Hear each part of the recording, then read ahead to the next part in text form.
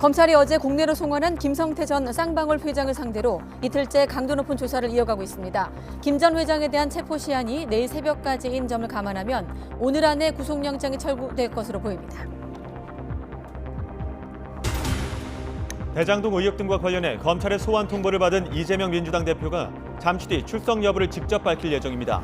민주당 안에서는 이 대표 출석을 두고 의견이 엇갈리는 가운데 출석을 만류하는 쪽에 무게가 실리는 모습입니다. 스위스를 방문하고 있는 윤석열 대통령은 오늘부터 다보스로 이동해 세계경제포럼 연차 총회에 참석합니다. 오늘은 글로벌 CEO 만찬과 한국의 밤 행사에 참석을 하고 내일은 포럼 특별연설에 나섭니다. 국민의힘 당대표 출마를 저울질하는 나경원 전 의원이 돌연 당내 행사 참석 일정을 취소했습니다. 윤석열 대통령이 정확한 진상을 파악해 해임한 것이라는 대통령실의 공개 비판 이후 양측의 갈등이 더욱 고조되는 모습입니다. 공정거래위원회가 화물연대는 사업자 단체라는 해석을 내리고 현장 조사 방해 행위에 대해 검찰 고발을 결정했습니다. 화물연대를 사업자로 보고 있다는 발언을 해 비판을 산 한기정 공정거래위원장은 논란을 의식한 듯 이번 결정을 위한 회의에 참석하지 않았습니다. 경찰과 국정원이 국가보안법 위반 혐의로 전국 민주노동조합 총연맹부와 보건의료노조 사무실 등 10여 곳에 대한 압수수색을 실시했습니다. 압수수색 영장을 집행하는 과정에서 이를 저지하려는 민주노총 조합원들과 충돌이 빚어지기도 했습니다. 성산대교 보수공사를 맡은 시공사가 바닥 균열을 알고도 은폐하려 했던 것으로 나타났습니다. 서울시는 규정에 어긋난 쪼개기 발주와 엉성한 계약 관리로 시공사의 부실 시공을 자초했다는 지적입니다. 뉴스큐 잠시 후 돌아오겠습니다.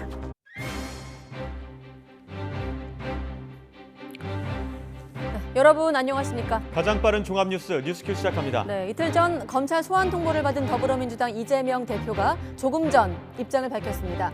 이 대표 이야기부터 듣고 계속해서 뉴스 전해드리겠습니다. 현장 연결합니다. 제가 여러분께 한 가지 질문을 드려보겠습니다.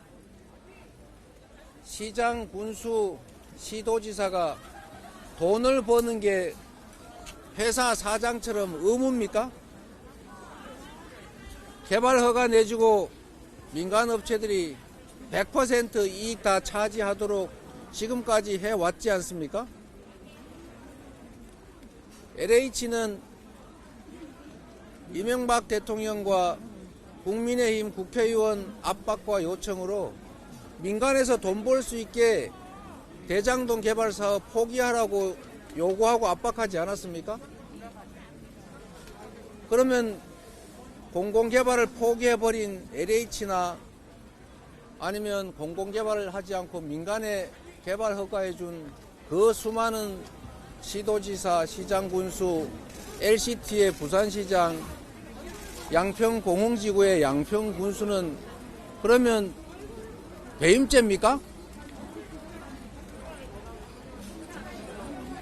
민간개발하지 않고 공공개발해서 개발이 조금이라도 더 환수하려고 최선을 다해 노력했고 그래서 개발 이익의 절반 이상을 땅값이 오르기 전 기준으로 하면 70% 넘게 돈 한 푼 안 들이고 위험 부담 하나도 안 하고 성남 시민을 위해서 환수한 게 배임죄입니까? 뭐 어떻게 하라는 것입니까? 없는 죄도 만들고 있는 죄도 덮으면서 사적 이익을 위해서 검찰권을 남용하는 일부 정치검찰 국민이 지켜보고 있고 역사가 평가할 것입니다. 그럼에도 불구하고 형식적 권력을 가지고 그 권력을 행사하고 있으니 아무 잘못도 없는 제가 또 오라고 하니 제가 가겠습니다. 다만 제가 이 말씀을 꼭 드려야 되겠습니다. 검찰은 정치 보복, 사건 조작, 정적 제거하느라고 일반 형사사건 처리도 못해서 미제 사건이 쌓여도 아무 상관없겠지만 저는 국정 그리고 당무를 해야 되겠습니다. 이 많은 사람들이 어려움을 겪고 있는 그리고 수없이 많은 현안들이 있는 이 상황에서 주중에는 일을 해야 되겠으니까 제가 27일 아니고 28일 토요일에 출석하겠습니다. 그리고 우리 당내 국회의원 여러분들은 애정도 많으시고 관심도 많으시지만 그 시간에 당무에 충실하시고 국정에 충실하시기 바랍니다. 제가 변호사 한 분 대동하고 가서 당당하게 맞서도록 하겠습니다. 이상입니다. 고맙습니다.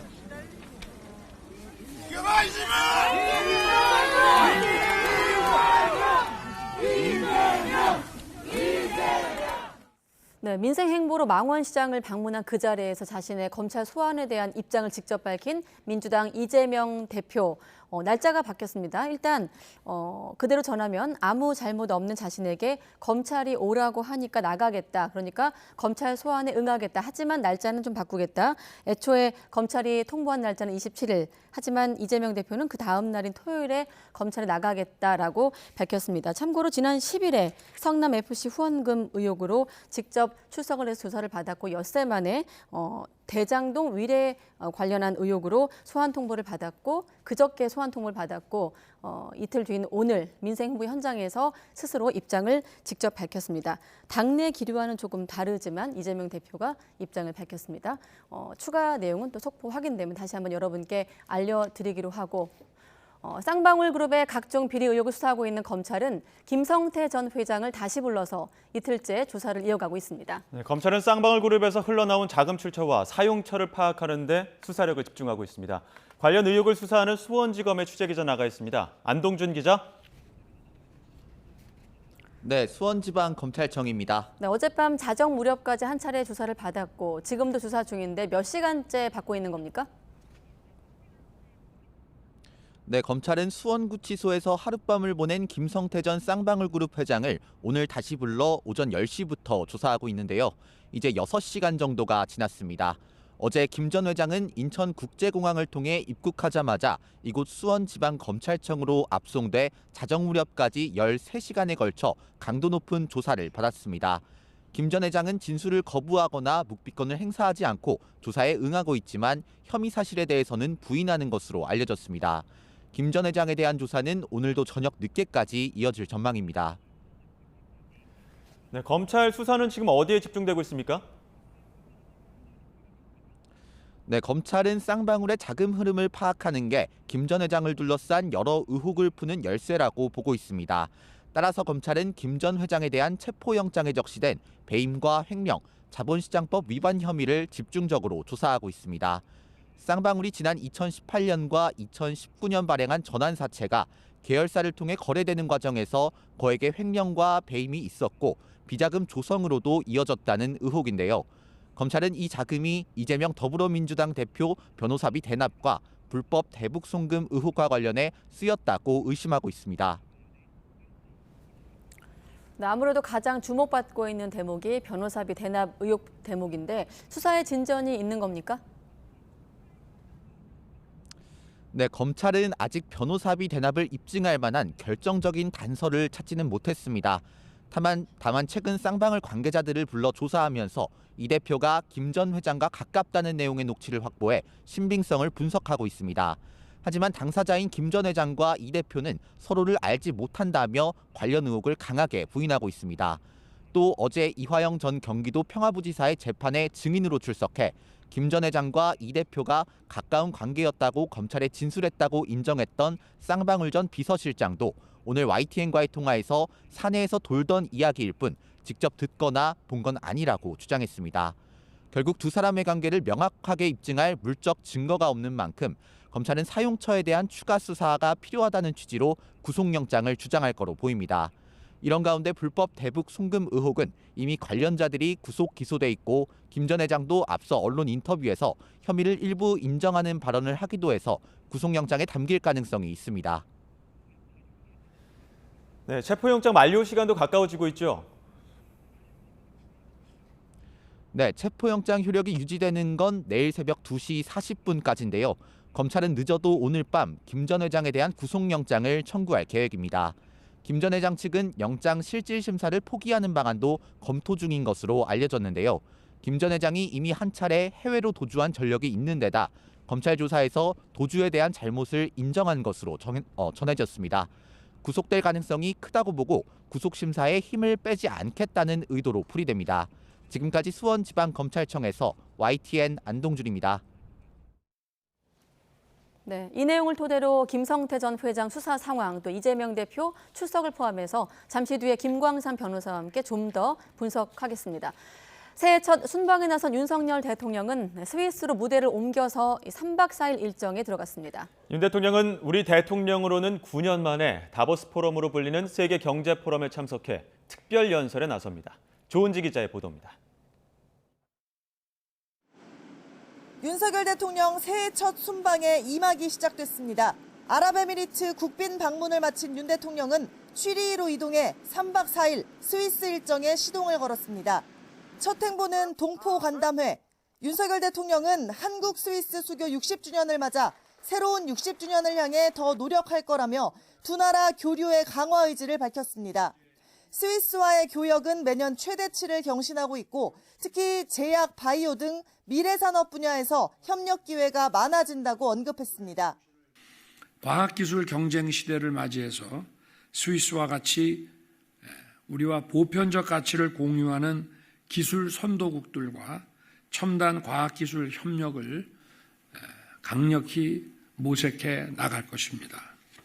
윤 대통령의 스위스 핵심 일정은 다보스 포럼으로 불리는 세계 경제 포럼 연차 총회 참석입니다.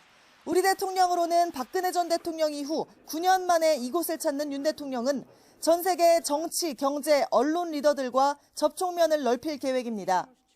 분열된 세계에서의 협력을 주제로 한 올해 행사에서 윤 대통령은 특별연설을 통해 공급망 강화와 청정에너지 전환 등에 대한 국제협력과 연대의 길을 제시할 예정입니다. 글로벌 무대에서 복합위기에 도전해 어떻게 응전하고 구현해낼지 대한민국의 주도적인 역할과 의지를 각인시키는 장이 될 것입니다. 윤 대통령은 또 인텔과 IBM, JP모건 등 해외 주요 기업 CEO와 간담회에 나서고 취리 공대 석학들과 만남도 소화할 예정입니다. 대통령실은 스위스에서도 윤 대통령의 경제 외교를 확인할 수 있을 거라고 자신했습니다. YTN 조은지입니다. 네, 처음 뉴스 시작할 때 확인한 대로 더불어민주당 이재명 대표가 오는 28일 토요일에 대장동 의혹과 관련된 검찰 소환 통보에 응하겠다고 밝혔습니다. 국민의힘은 당권 경쟁이 뜨거워지는 가운데 대통령실로부터 경고성 메시지를 받은 나경원 전 의원이 일정을 취소하며 다시 숨고르기에 들어갔습니다. 국회 취재기자 연결합니다. 박기환 기자. 네, 국회입니다. 네, 이재명 대표 검찰 소환 관련 입장 설명해 주시죠. 네, 더불어민주당 이재명 대표는 조금 전 검찰의 소환 통보와 관련해 오는 28일 토요일 서울중앙지검에 출석하겠다고 밝혔습니다. 또 이번엔 의원 대동 없이 변호사와 함께 가겠다고 말했습니다.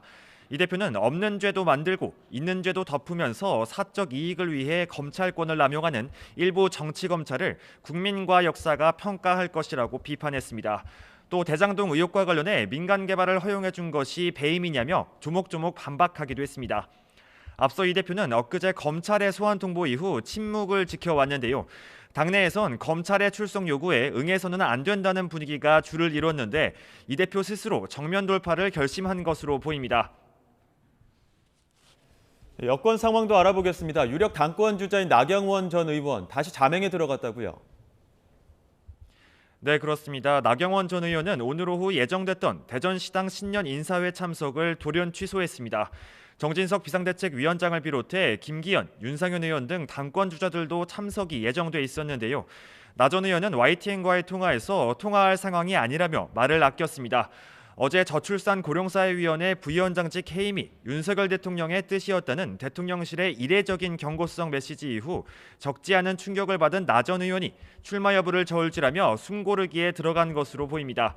나 전 의원 측 관계자도 이제 결심을 해야 하지만 당내 분위기를 포함해 자꾸 걸림돌이 생겨 고심을 거듭하고 있다고 전했습니다. 어제에 이어 오늘도 나 전 의원을 향한 당내 비판도 계속됐습니다. 정진석 비상대책위원장은 대전 신년 인사회에서 대통령을 끌어들이는 건 바람직하지 못하다고 지적했고 김기현 의원도 자의적 해석은 온당하지 못했다고 비판했습니다. 이어서 들어보시겠습니다. 뒷얘기를 양산하는 결과가 된 데 대해서는 그건 바람직하지 못하다. 대통령에 대해서 큰 결례를 범한 것이다. 전 그렇게 얘기하지 않을 수가 없습니다. 나경원 전 대표가 대통령의 그 해임 결정에 대해서 이렇게 저렇게 자의적으로 해석한 것이 온당하지 못했다는 공감대가 있는 것이 아닌가 그렇게 생각하고 있습니다. 여기에 김태흠 충남지사는 SNS에서 자신의 이익을 쫓아 자리를 선택하는 사람을 어찌 당대표로 받아들일 수 있느냐고 직격했고 홍준표 대구시장도 이제 그만 자중하는 게 좋지 않겠느냐는 쓴소리를 남겼습니다. 이와 별개로 안철수 의원은 오늘 오후 서울에서 캠프 출정식을 열고 본격적인 전당대회 준비에 나섰습니다. 국민의힘 3.8 전대를 앞두고 주요 당권 주자들의 셈법이 복잡해지는 가운데 나 전 의원 등의 출마 여부가 큰 변수가 될 것으로 보입니다. 지금까지 국회에서 YTN 박견입니다. 네, 국가정보원과 경찰청이 국가보안법 위반 혐의로 서울 정동 민주노총 사무실을 비롯해 전국적으로 10여 곳에서 압수수색을 벌이고 있습니다. 민주노총은 이번 압수수색이 통상적인 범위를 넘어섰고 체포영장을 집행하는 듯한 수준이라며 강하게 반발하고 있습니다. 현장에 취재기자 나가 있습니다. 김다현 기자. 네, 서울 정동 민주노총 건물 앞에 나와 있습니다. 네, 취재한 화면을 보니까 민주노총과 경찰 사이에 대치도 있었던데 한때는 지금은 어떻습니까? 네, 지금도 민주노총 사무실에 대한 압수수색이 계속되고 있습니다. 지금은 압수물에 대한 포렌식 작업이 진행 중인 것으로 전해졌는데요. 경찰 700여 명이 건물 주위를 둘러싸고 취재진 등의 접근을 통제하고 있습니다. 또 민주노총 측은 중간중간 취재진에게 현재 강제 수사 상황이 어떤지 계속 설명하고 있습니다. 국가정보원과 경찰청이 서울 정동 민주노총 사무실에 대해 압수수색에 나선 건 오전 9시쯤입니다. 한때 양측이 대치하기도 했는데요.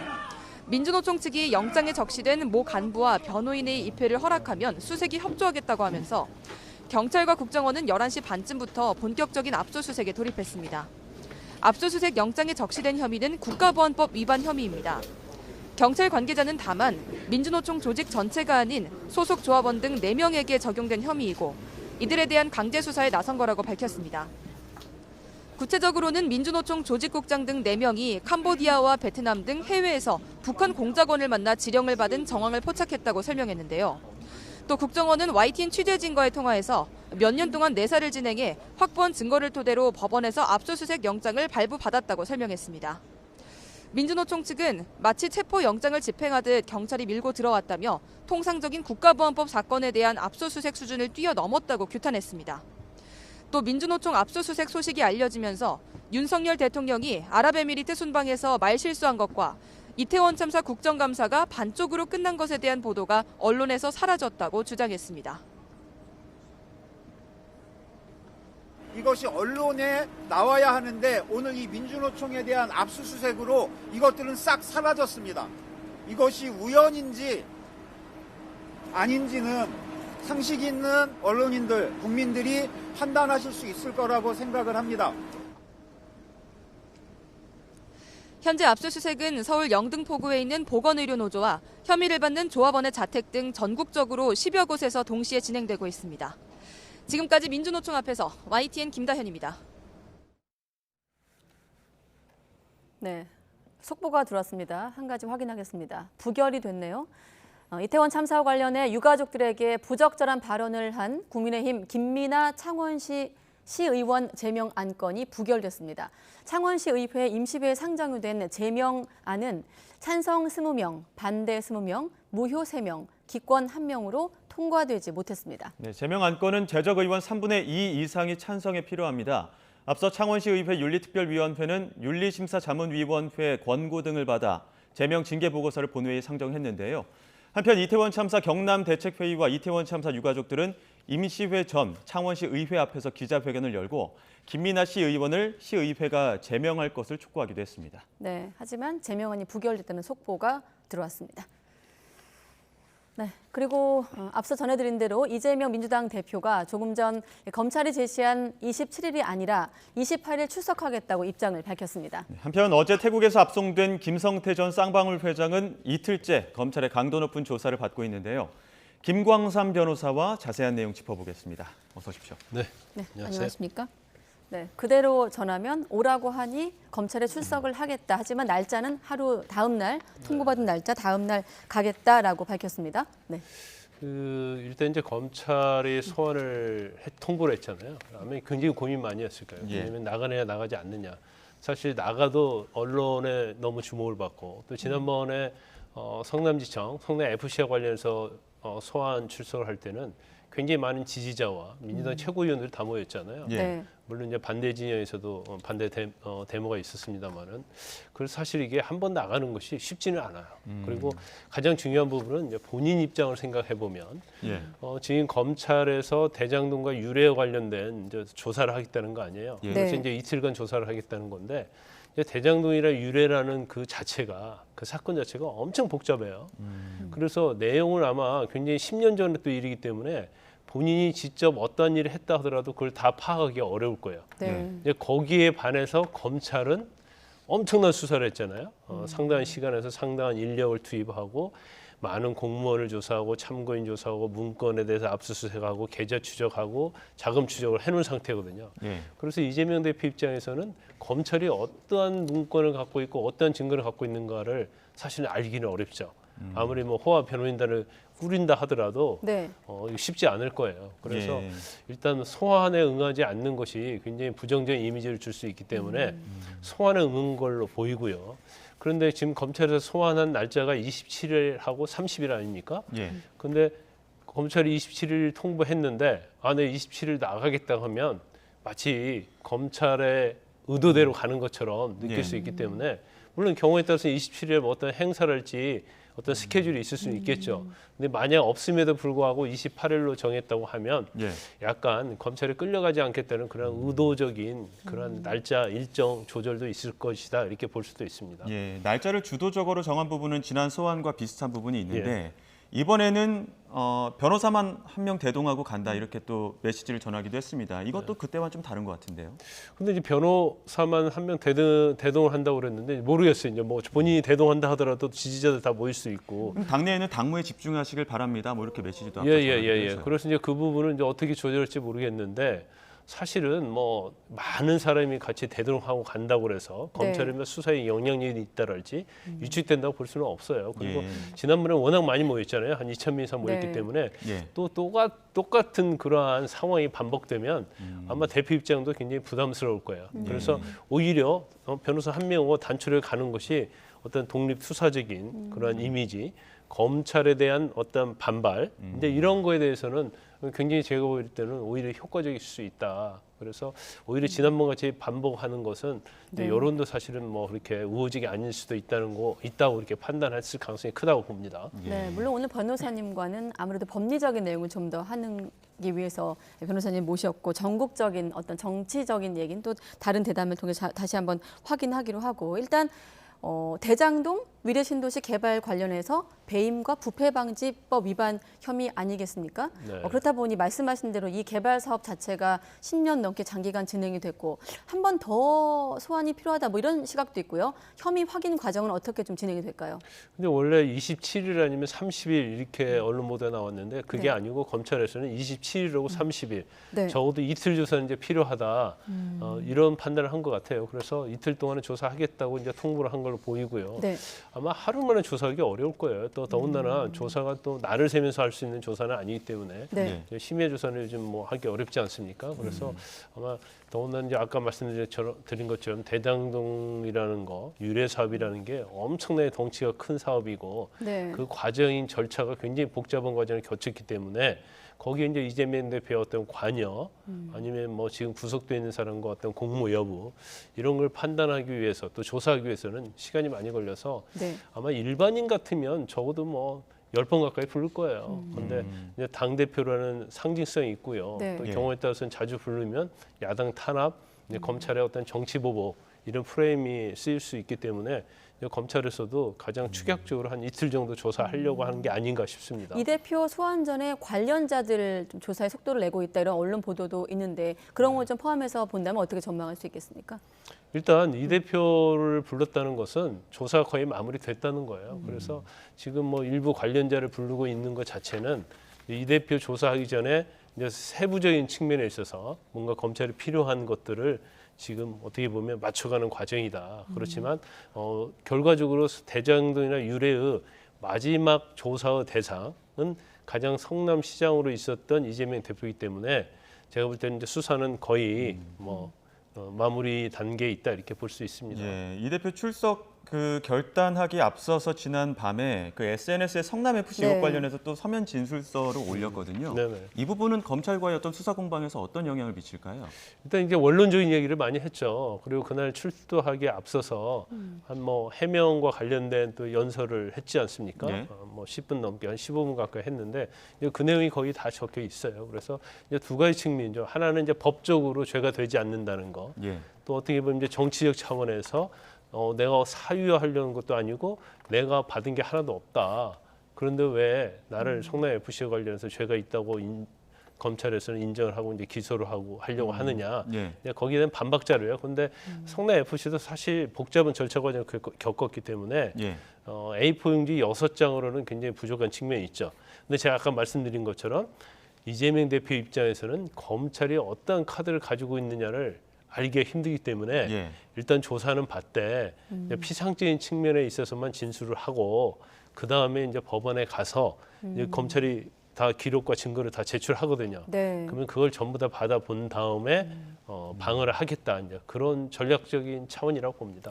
네, 아무튼 정리를 해보면 지난 10일에 성남 FC 사건으로 출석을 했고 조사를 받았고 이제 28일 열흘 뒤에 위례 대장동 의혹 관련해서 검찰의 조사를 받게 된 이재명 대표. 이 질문 하나만 더 드리고 또 김성태 전 회장 질문으로 넘어가겠습니다. 이렇게 되면 성남 FC 사건과 이번 사건을 묶어서 구속영장을 청구하게 되는 건가요? 앞으로 어떻게 전망됩니까? 지금 이제 그런 말이 나오고 있어요. 근데 이제 원칙적으로 관할이 다릅니다. 그래서 성남 FC는 수원지방검찰청 성남지청에서 수사를 하고 네.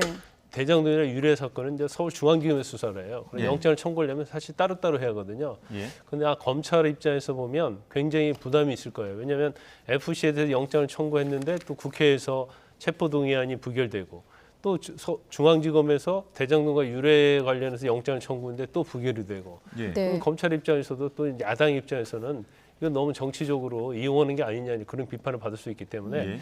검찰의 입장에서도 합쳐서 그럼 일단 혐의는 굉장히 더 중요해지거든요. 그래서 영주를 청구할 수 있는 명분이 되는 거고요. 예. 또 이재명 대표 입장에서 또 민주당 입장에서 나쁘지 않다고 봐요. 지금 사실 국회에서는 이제 부결될 가능성이 크다고 많은 사람들이 내다보고 있지 않습니까? 네. 그러면 사실은 영장이 한 번 청구되면 그 혐의가 중하든 가볍든 간에 이제 한 번에 부결을 시키는 게 낫지 껌껌이 부결시키면 사실은 여론은 굉장히 악화될 수 있거든요. 네. 그래서 그것은 뭐 검찰 입장이나 민주당 입장에서는 뭐 그렇게 나쁜 그런 것은 아니다 이렇게 봅니다. 네, 알겠습니다. 이재명 대표가 받고 있는 사법 리스크의 갈래 중에 한 갈래가 변호사비 대납 의혹 아니겠습니까? 앞서 성남 FC 사건 짚어봤고 또 대장동 의혹이 있는데 물론 아직까지는 직접적인 연결고리를 발견하지 못했습니다만 검찰이 이 의혹의 핵심 인물 김성태 전 회장이 귀국을 했고 귀국하자마자 조사를 받았습니다. 지금도 조사 중인데 일단은 묵비권 행사 없이 조사에 응하고 있다 이렇게 전해지고 있거든요. 네, 뭐 조사는 뭐 그대로 응하고 있는 걸 보여요. 그런데 이제 전체적으로 범행을 다 부인하고 있는 걸로 알려졌기 때문에 네. 사실 뭐 조사하는 데 있어서 뭐 그렇게 검찰이 원하는 답변은 지금 못 얻고 있는 것 같습니다. 예. 그렇지만 이제 자본시장법 위반이랄지 주가 조작이랄지 뇌물과 관련된 이런 부분에 대해서 이미 검찰에서 조사를 다 해서 증거를 좀 확보하고 있을 가능성이 크다고 봐요. 그렇기 때문에 본인이 뭐 부인한다고 해서 어떤 혐의 전체에 대해서 검찰이 뭐 무혐의를 한다든가 아니면 영장을 청구하지 않는다든가 그러지는 않을 것 같아요. 그래서 일단 자금 추적이랄지 문건이랄지 증거랄지 인적 진술이 확실하게 된 부분에 대해서는 아마 영장을 청구할 가능성이 크다 이렇게 봅니다. 지금 변호사비 대납 의혹 외에도 여러 가지 혐의가 있지 않습니까? 네. 앞서 말씀하신 것처럼 검찰 측에서는 많은 그 자료들을 확보하고 있을 것이다 이렇게 전해주셨는데 어떤 혐의들이 있는지 하나씩 좀 설명을 해주시죠. 일단 뭐 전환세차와 관련된 부분 아니면 쌍방울그룹을 운영하면서 뭐 횡령, 돈을 예. 횡령했더랄지 아니면 이제 쌍방울에 손해를 끼쳤다는 게 있고요. 그다음에 이제 주가 조작과 관련된 부분이 있고, 그다음에 허위 공시한 부분이 있어요. 그러니까 시비를 발행하면 시비가 어디에서 어디로 넘어가고 이런 것들 전환사채에 대해서 공시를 해야 하는데 이제 지금 뭐 알려진 건 뭐 페이프 컴퍼니를 통해서 뭐 전환사채를 인수했는데 이제 그런 부분을 공시 안 했다는 거고요. 그다음에 뇌물공여도 있는데 그것은 이제 이화영 전 경기평화부지사에 대해서 뇌물 한 3억 정도를 지급했다는 거 법인카드를 통해서요. 그다음에 지금 외국에 송금하고 그다음에 이제 본인이 해외로 도망갔잖아요. 그러면서 많은 돈을 가지고 나왔거든요. 근데 이제 아마 이것도 제가 볼 때는 이제 편법을 써서 가지고 나온 걸로 보이는데 이것도 외국환 거래법 위반이 되는 거고요. 그다음에 이제 가장 큰 범죄 중에 하나가 이제 대북 송금 의혹이 있어요. 이거 자체는 지금 대북이 북한에 유엔 제재가 있기 때문에 송금할 수 없죠. 그런데 그 돈이 자그마치 640만 불, 뭐 한 72억 정도를 북한에 전달해준 의혹이 있고, 그다음에 지금 이제 언론이랄지 뭐 가장 관심 있게 보는 부분 중에 하나가 이재명 대표에 대한 변호사비 대납 의혹이 있죠. 그런데 지금 아마 그런 것 같아요. 이제 이재명 대표에 대한 변호사비 대납 의혹은 지금 전 쌍방울 회장이었던 김성태 회장, 전 회장, 그다음에 또 현 회장, 그다음에 금고지기가 다 도망을 갔거든요. 그래서 대납 의혹은 수사가 굉장히 지지부진했어요. 그런데 이제 김성태 전 회장이 일단 송환이 됐기 때문에 그 수사는 좀 빨리 진행될 가능성이 있는데 아직까지 언론에 나온 거에 의하면 이제 추측만 있지 명확하게 검찰에서 지금 증거를 확보하고 있지 못한 게 아니냐 이제 그런 추론을 해볼 수 있어요. 그렇지만 검찰이 또 어떤 걸 가지고 있을 수도 있기 때문에 그 부분은 아마 김성태 회장이 구속이 되고 나면 그 다음에 아마 그 부분에 대한 수사가 굉장히 빨리 이루어질 걸로 보입니다. 결국은 쌍방울의 어떤 자금의 흐름을 파악하는 게 관건으로 보이는데, 쌍방울이 전환사채를 발행해서 비자금을 만들었는데 그 비자금으로 변호사비 대납을 한 의혹, 또 불법 대북 송금에 쓰였다는 의혹, 이거를 검찰이 의심하고 있는 것 아닙니까? 그렇죠. 자, 이 시점에 일단 김성태 전 회장의 신병은 확보를 했고, 그 자금의 흐름을 파악한다는 건 구체적으로 어떤 걸 확인하는 과정이 될까요? 지금 자금 흐름은 지금 검찰이 주목하고 있는 것은 이제 CB 전환사채예요. 그런데 특히 코스닥 상장사랄지 일반적인 기업에서 전환사채를 이용해서 이제 편법으로 뭐 페이퍼 컴퍼니를 이용한다랄지 어느 조합에 몰아준다랄지 그런 형식으로 이제 비자금을 마련하고 횡령 배임하는 경우가 굉장히 많거든요. 그래서 검찰이 아마 그 부분을 굉장히 집중적으로 들여다보고 있고 이제까지 추적을 했을 겁니다. 가장 뭐 그 중에 대표적인 것이 아마 검찰에서 보고 있는 것이 쌍방울그룹에서 200억 정도의 전환사채를 발행했다는 거죠. 그런데 이제 계열사에서 이걸 인수를 한 거예요. 근데 인수를 하면서도 실제로 이제 제우스 조합이 1호라는 게 있는데 이제 그곳이 아마 검찰에서는 김성태 회장이 이제 고간이 아닌가 싶어요. 그래서 시비가 서로 주고받고 하면서 사실 이제 조합에 흘러가고 어떤 회사에 인수를 하는데 그 회사에서 아니 회사하고 시비 거래를 하는데 그 회사에서 이사에 뭐 손무시를 보내서 이사회 결정해서 돈을 뭐 대여한다랄지 제우스 조합에 보내는 걸로 뭐 한 다음에 이사회에서 한 12일 만에 뭐 그만두는 뭐 이런 어떠한 비정상적인 것들이 많이 있었거든요. 그래서 이제 그 부분에 있어서 검찰이 이제 자금 추정을 하고 있고 그 돈이 혹시 이재명 대표의 변호사 대납으로 들어간 게 아니냐. 그리고 비자금으로 모아놓은 게 아니냐 이제 그런 부분은 지금 검찰이 집중적으로 수사를 하고 있는 겁니다. 네, 지금 언론이 주목하는 부분은 말씀하신 우리가 지금 얘기한 자금의 흐름, 또 한 가지는 김성태 전 회장과 이재명 대표의 관계인데 그 관계 넘어가기 전에 금고지기 말씀하셨기 때문에 지금 사실 김성태 전 회장이 체포됐을 당시에는 그 금고지기로 알려진 재경 본부장이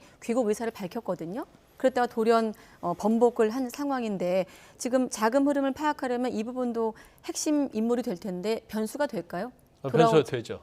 금고지기 때문에 네. 굉장히 중요한 증거가 될 수 있어요. 그래서 일단은 김성태 회장이 이제 범행을 부인하고 있기 때문에 네. 금고지기의 신병이 확보되면 그 금고지기는 다 지금 재경 총괄본부장이에요. 그러니까 네. 돈의 관리를 다 한 사람이거든요. 그래서 저희도 예측하기에 전 회장이 실질적으로는 뭐 현 회장이라고 볼 수도 있겠죠. 그래서 강제 소환에 응하는데 금고지기도 당연히 올 것이다. 네. 그리고 금고지기는 원래 훨씬 전에 잡혔거든요. 예. 거의 뭐 1년 전에 잡혔어요. 근데 예. 불법 체류에 대해서 다투고 있는 거죠. 그러니까 태국 이민법을 위반하지 않았다. 그래서 재판이 길어지고 있었는데 네. 또 갑자기 보도에 의하면 난 불법 체류 인정한다.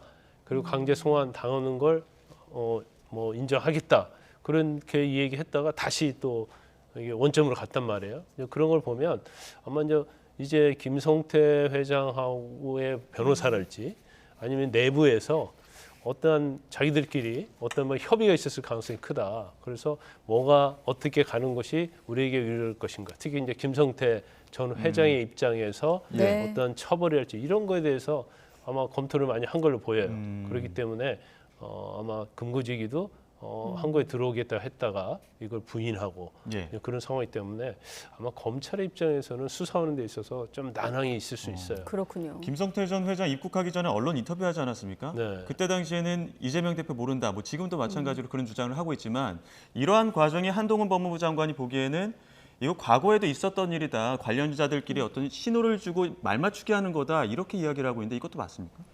그건 모르겠어요. 진짜 뭐 모를 수도 있고 연락 한 번도 안 할 수도 있죠. 그런데 이화영 평화경기부지사 법정에 출석한 쌍방울 전 회장의 비서실장, 예. 네. 비서실장은 뭐 김성태 회장하고 이재명 대표하고 굉장히 친원 사이였다. 이제 그런 얘기가 나오고 있고 또 YTN에서 보도했잖아요. 둘이 굉장히 친원 사이라는 내용의 어떤 녹취록. 이것도 검찰에서 이제 분석을 하고 있기 때문에 정말 만났냐, 만나지 않았느냐, 이제 이걸 아마 검찰은 저 굉장히 조심스럽게 볼 건데, 근데 사실은 이제 만나고 안 만나는 우리가 지금 너무나 이제 그 부분에서 뭐 조폭이고 예. 대표니까 만났냐 안 만났냐 너무 관심이 많은데 또 만났다고 해서 변호사 대납이 안 됐으면 아무런 문제가 없는 거예요. 네. 그렇지만 만나지도 않았고 전화 통화도 하고 얼굴 본 적이 없다 하더라도 변호사 대납이 됐다고 한다면 그건 문제가 있는 거겠죠. 예. 근데 그렇지만 지금 김성태도 그렇고 이재명 대표 같은 경우에도 이제 만나지 않았다고 얘기했기 때문에 만나지 않았다고 하면 더 이재명 대표 말에 신뢰성이 있겠죠. 구체적으로 모른다고 하고 있는 그렇죠. 상황이죠. 그러니까 네. 뭐 전혀 모르고 통한 적도 없다 보니까. 근데 만에 하나 서로 만났다 그럴지 가까운 사이라는 것이 드러나면 이거 자체가 이제 범죄 행위는 아니지만 네. 결과적으로 김성태 전 회장이랄지 이재명 대표의 말에 어떤 신뢰성이 이제 통째로 무너지는 거예요. 이제 그렇기 때문에 무너지고 그 말에 신빙성이 없다는 걸 탄핵하기 위해서 검찰이 서로 굉장히 친한 사이였다. 이에 대한 증거를 지금 찾고 있는 것 같습니다. 네. 하지만 그 YTN 취재 결과에 따르면 직접 보거나 한 것은 아니고 회사에서 돌던 설을 들은 수준이다. 이렇게 그렇죠. 뭐 진술하고 친하다고 들었다 했기 들었다. 때문에 사내 소문으로 이 말 들었다. 자체는 사실은 법적 효력은 없어요. 네. 아무튼 남은 질문은 이제 그래서 김성태 전 회장과 이재명 대표 간의 연결고리를 어떻게 찾느냐. 그러니까 특히나 또 법정에서 검찰과 김성태 전 회장 측의 어떤 공방 그리고 구속 여부 아니겠습니까? 네. 일단 김성태 전 회장과 이재명 대표 간의 어떤 연결고리를 찾는 과정은 어떻게 진행이 될까요? 일단 아마 이제 결과적으로 보면 뭐 둘이 만났다는 걸 뭐 CCTV랄지 아니면 그 직접적인 건 뭐 찾을 수가 없겠죠. 네. 그런데 지금 이제 검찰에서 사건 그 이재명 대표하고 김성태 전 회장의 연결고리가 있다고 생각하는 이유가 여러 가지가 있는데 이제 첫 번째는 이화영 전 경기평화부지사가 지금 구속돼 있잖아요, 뇌물로. 네. 근데 이 사람이 사실은 쌍방울맨이라고 알려져 있어요. 그래서 2010년, 9년부터 쌍방울의 고문을 재직하면서 쌍방울과 굉장히 밀접한 사람인데 이 사람을 경기평화부지사로 이재명 대표가 임명을 했단 말이에요. 그런 케이스. 그다음에 또 하나는 이제 아태협하고 경기도하고 북한하고 교류를 합니다. 남북 네. 교류를 하는데 이때 쌍방울에서 또 돈을 후원을 해요. 그러면 사실 경기도와 밀접한 관계가 있었다. 그 당시 이제 경기도지사다 이렇게 보기 때문에. 그다음에 또 하나 이제 가장 더 저 이재명 대표 쌍방울 관계 있다고 검찰에서 보고 있는 것 중에 하나가 이재명 대표를 변론했던 변호사들 그리고 캠프에 있었던 변호사 아니면 뭐 고문했던 사람들이 한 7, 8명이 이제 쌍방울 그룹의 계열사의 사회이사로 가는 거예요. 그리고 사회이사 갔는데 사회이사 역할을 한 사람도 있고 하지도 않으면서 뭐 1억 이상의 사회이사 연봉을 받은 사람이 있거든요. 그거 자체는 둘이 밀접한 관련이 있으니까 그 변호사들 일을 하게 하고 쌍방울에서 변호사비를 준 게 아니냐 이런 의심을 검찰이 지금 하고 있는 거예요. 그래서 직접적인 연결고리는 없어도 간접적으로 경기도와 이재명 대표와 쌍방울의 관계가 어느 정도 연결고리가 있다고 검찰은 이제 보고 있기 때문에 네. 이제 여기서 연결고리가 있다 하더라도 이재명 대표가 어떤 금전적인 그런 게 없다고 하면 그럼 아무런 문제가 되지 않겠죠. 그러면 이제 변호사 대납과 관련된 의혹, 의심이 있기 때문에 그 부분을 검찰이 지금 보고 있는 거죠. 김성태 전 회장 특수통 출신 중심으로 10여 명 규모의 변호인단 꾸렸다고 지금 전해지고 있는데 검찰은 횡령 및 배임 정도를 집중적으로 추구할 예정이라고 했고 또 김성태 전 회장 측의 변호인단을 중심으로는 어떤 부분을 좀 어떤 전략으로 좀 대응을 할까요? 그런데 김성태 전 회장이 그전에는 주가 조작으로 재판받았거든요. 근데 그때도 뭐 호화 변호인단 뭐 경우에 따라서 뭐 언론 보도에 의하면 30명 뭐 이렇게 선임을 했다고 그래요. 그런데 이 사건은 그때에 비해서는 엄청난 대형 사건이죠. 그래서 특히 이제 수사, 특히 유죄 무죄를 다툴 때는 이제 특수통 검사 출신들이 굉장히 도움이 된다고 생각하기 때문에 이제 특수통 출신의 검사 출신 이제 변호사를 선임한 걸로 보여요. 근데 지금 본인이 다 범행을 다 부인하고 있잖아요. 그럼 결과적으로 변호사들이 김성태 전 회장을 변론한다 하더라도 이제 어떤 범위에서 어떻게 변론할 거냐를 아직은 정해지지 않았을 거예요. 그 내용이 복잡해서 본인들이 아직 숙지도 못할 것을 거로 보입니다. 그렇지만 그래서 이제 영장 청구될 거 아니에요. 그러면 영장 심사에 나갈 준비도 하기 어려울 가능성이 크다. 그러면 결과적으로 유죄 무죄랄지 어느 범위에서 죄를 인정할 것인가는 기소가 된 다음에 변호사들이 방어를 할 가능성이 크다 이렇게 봅니다. 아무튼 체포영장 효력이 몇 시간 안 남았기 때문에 아마 오늘 오후, 오늘 밤 늦게 안으로 이제 구속영장 청구 여부가 속보로 들려올 텐데 관련 또 속보는 YTN 통해서 확인하시기 바랍니다. 네, 이재명 대표 소환 얘기까지 김광삼 변호사와 함께 짚어봤습니다. 고맙습니다. 네.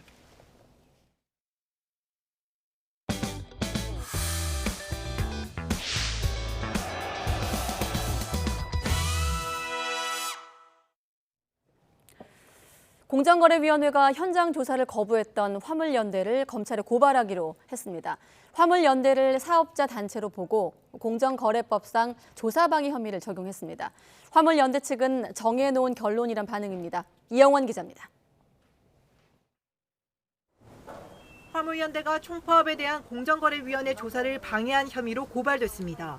공정위는 파업 과정에서 화물연대가 소속 차주에게 운송 거부를 강요했는지 확인하기 위해 조사를 시도해왔습니다. 관련 자료 확보 차원에서 지난해 3차례 현장 조사를 나갔지만 화물연대 측 거부로 무산됐습니다.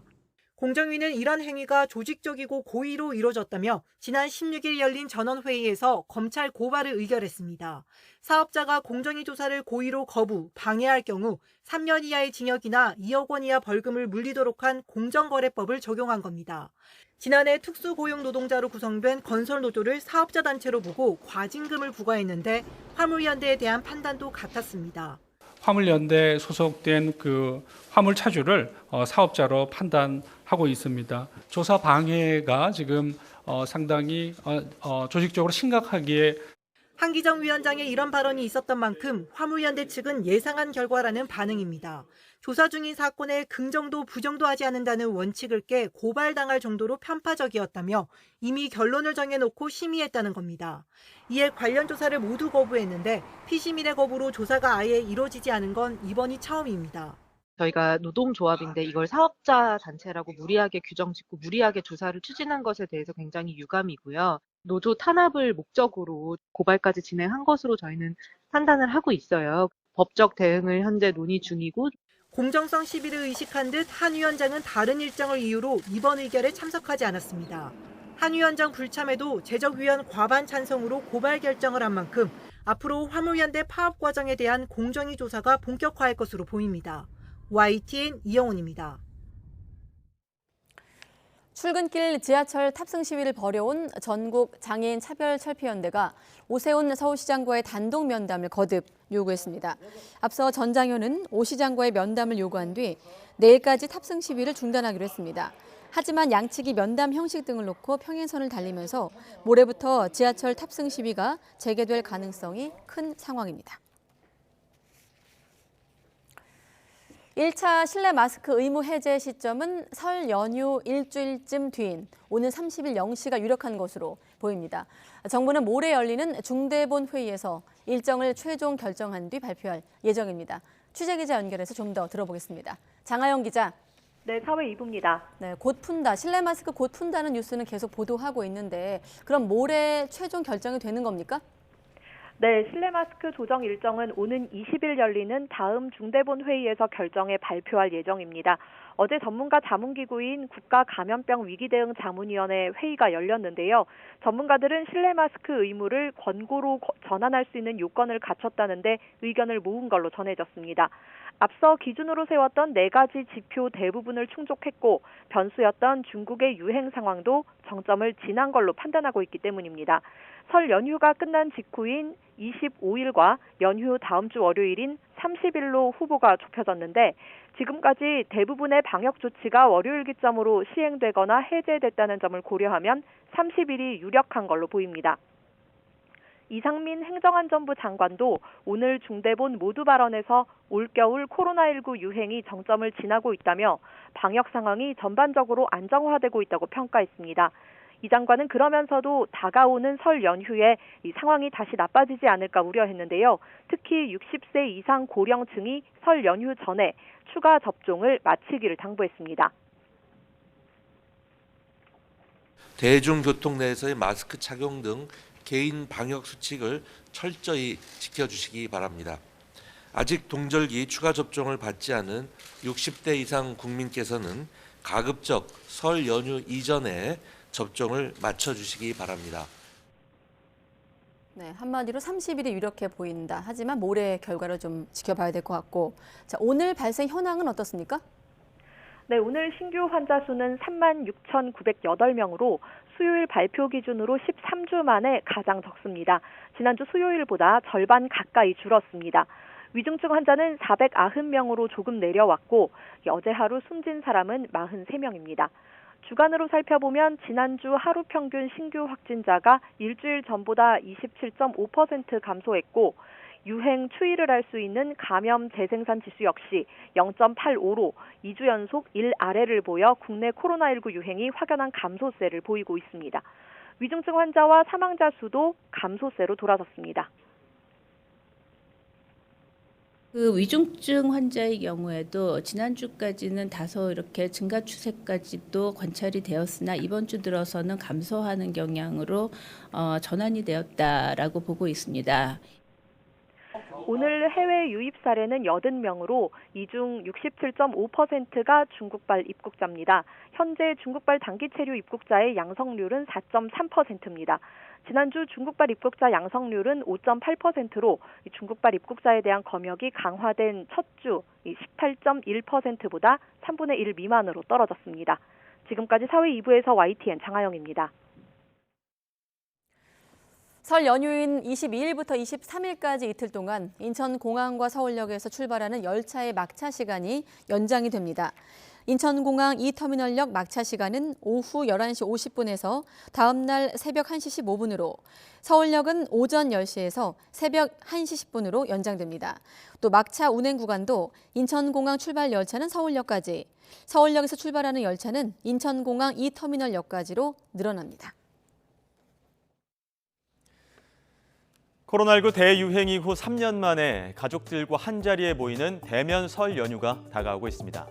그런데 설을 앞두고 직장인들은 깊은 고민에 빠졌습니다. 조카들 세뱃돈은 얼마를 줘야 할까? 10,000원을 주자니 요즘같이 고물가 시대에 밥 한 끼 먹기도 애매한 금액이고, 5만 원으로 통일하자니 지갑 사정에 큰 부담이 되는 것 같고, 그렇다고 3만 원은 세어서 주기에 모양이 안 산다는 의견들이 많았습니다.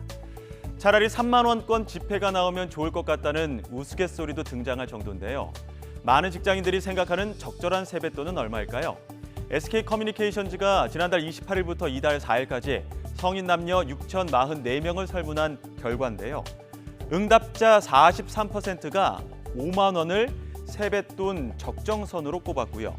고민할 것 없이 아예 안 주고 안 받자는 의견도 29%로 2위를 차지했습니다.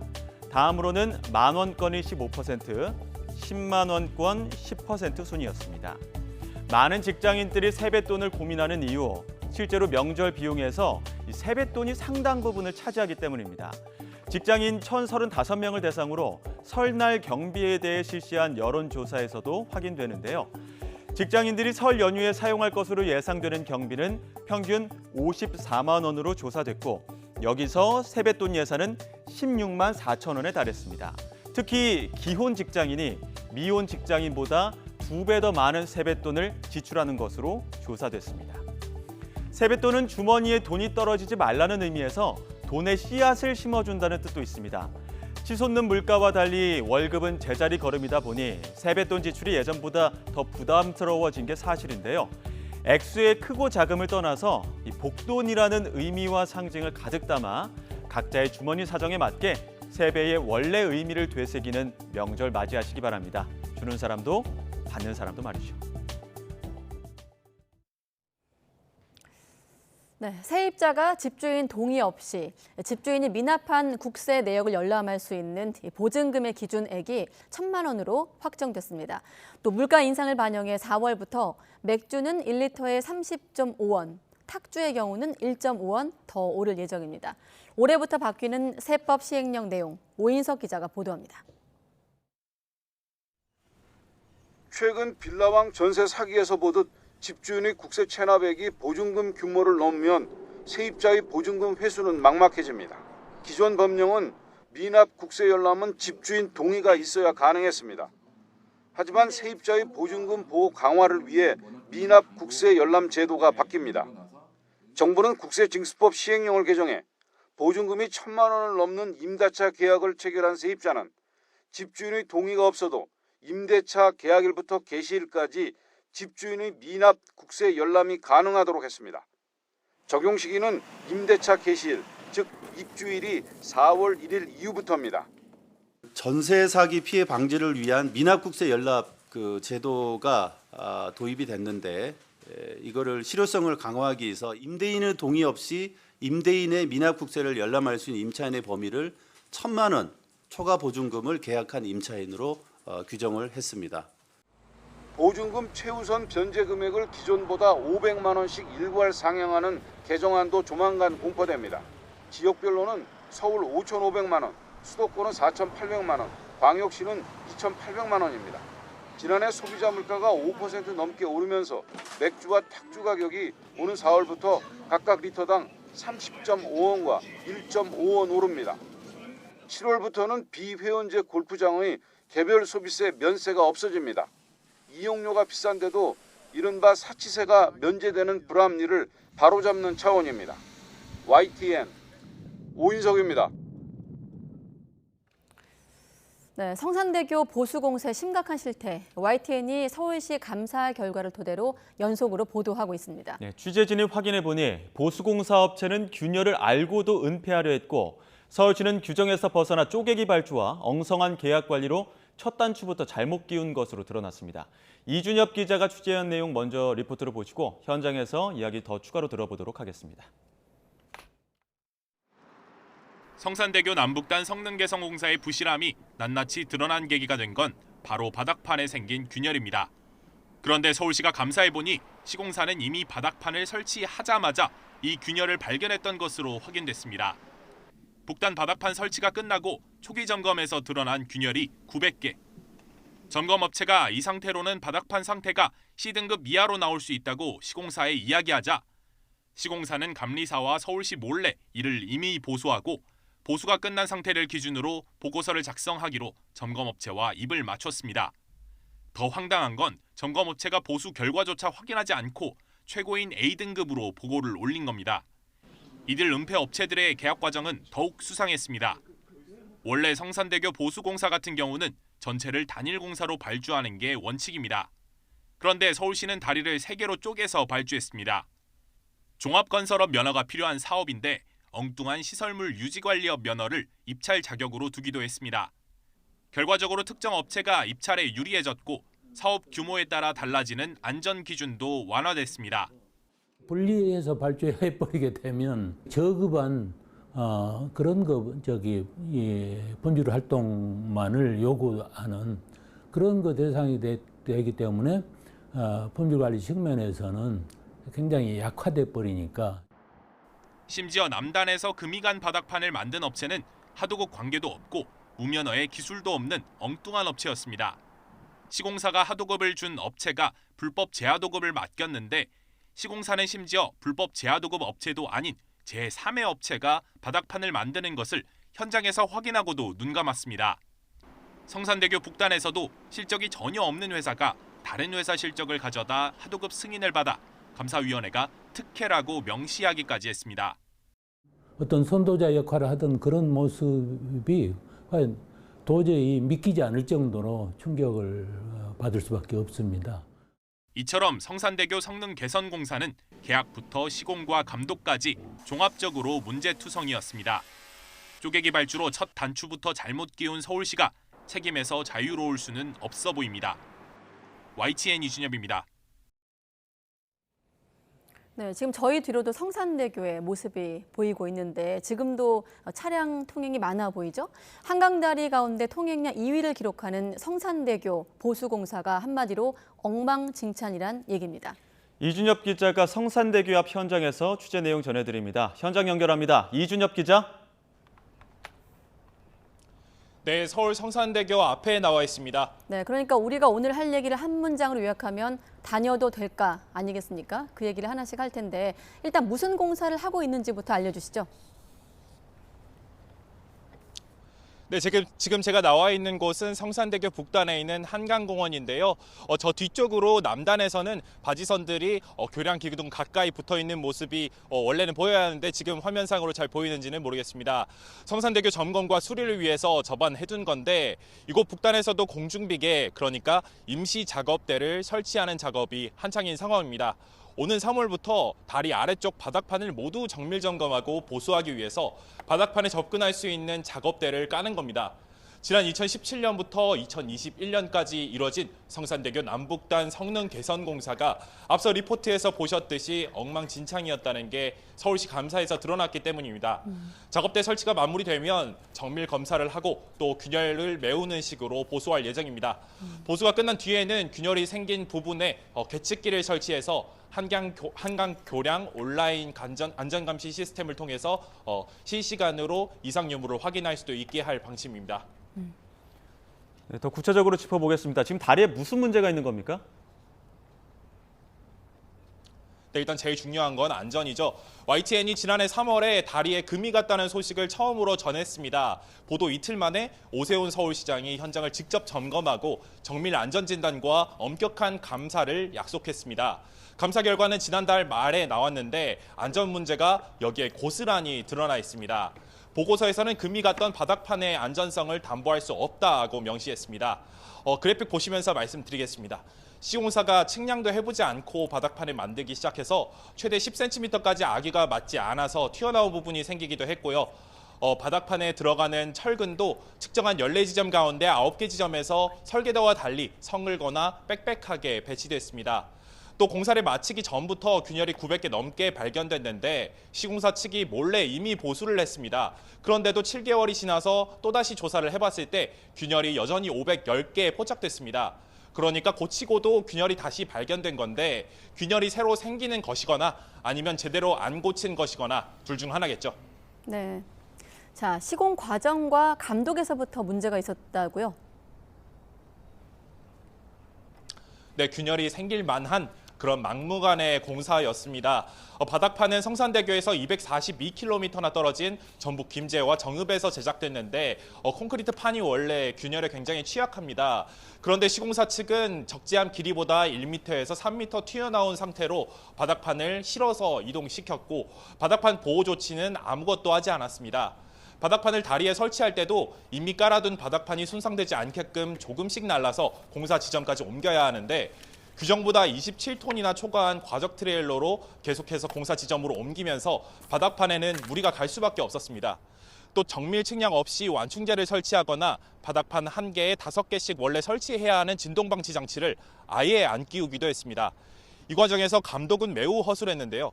200일 가까운 바닥판 제작 기간 가운데 실제 점검이 이뤄진 건 6일에 불과했습니다. 하지만 원래는 매일 관리해야 합니다. 남단공사 때는 현장 대리인이 아예 없었는데 황당하게도 서울시의 대리인으로 보고된 사람은 자신이 선임됐다는 사실조차 몰랐습니다. 뭐 시공 과정만 들어가도 문제가 우려되는 부분이 많은데 앞서 서울시는 안전성에 문제가 없다고 발표하지 않았습니까? 네, 지난해 8월인데요. 감사와는 별개로 전문가들이 참여하는 합동조사단을 꾸려서 진단하고 결과를 발표했었습니다. 일부 구간에 계측기를 설치해서 40톤 덤프트럭 2대를 반복 통행시키고 측정해본 결과를 토대로 분석한 건데요. 교량이 안전하다면서 안심하고 이용해도 된다고 못 박았습니다. 그제 YTN이 보도를 통해서 성산대교 교량의 안전성 문제를 지적하자 서울시는 보도자료를 내고 지난해 8월과 똑같은 이유를 들어서 문제 없다고 되풀이했습니다. 하지만 검증 보고서 원본은 여전히 공개하지 않고 있습니다. 문제가 없다면서도 검증 보고서 공개는 거부하고 있다. 이 뉴스를 들으신 시청자분들은 아마 이 부분이 가장 혼란스러울 텐데 같은 서울시에서 한쪽은 안전성이 담보되지 않는다고 하고 또 한쪽은 안전하다 이렇게 밝히고 있는 거잖아요. 네, 그렇습니다. 상식적으로는 납득하지 않는 상황이죠. 취진이 그래서 합동조사단에 참여한 전문가를 직접 접촉해봤습니다. 궁금증이 풀렸습니다. 문제 없다는 부서에서 조사 결과를 확대 해석했던 겁니다. 합동조사단에 참여했던 전문가는 감사보고서를 읽어보고서는 상당히 격양된 반응을 보였습니다. 보수공사가 굉장히 어려운 공사인데도 서울시 발주 관리부터 엉망이었다는 겁니다. 게다가 당시 비용 문제로 임시 작업대를 모두 설치할 수 없었기 때문에 감시하기 편리한 일부 구간에서만 진행할 수밖에 없었다는데요. 그래서 보고서에도 단서가 달렸습니다. 모든 검증 결과는 작업대가 설치된 구간에 대한 정밀조사와 계측에 기반함. 따라서 모든 구간에 대해서 조사단과 동일 방법으로 구체적인 보수와 추가적으로 보강 방안을 만들어야 한다. 이 전문가는 이를 두고 다 괜찮다, 다른 구간도 똑같다고 오해할 여지를 막기 위해서 일부러 단 단서라고 덧붙였습니다. 아직 진행 중인 본교 보수공사에서는 균열이 생기지 않게끔 재설계를 하라고 합동조사단에서 자문을 했었는데 이후에 서울시가 관련해서 자문을 추가로 구한 적도 없다면서 답답해했습니다. 감사보고서도 이런 합동조사단 결과를 부정하는 게 아니라 오히려 적극적으로 차용했습니다.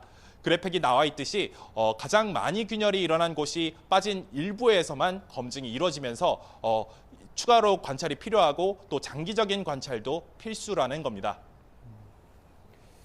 다른 전문가들 의견은 어떻습니까?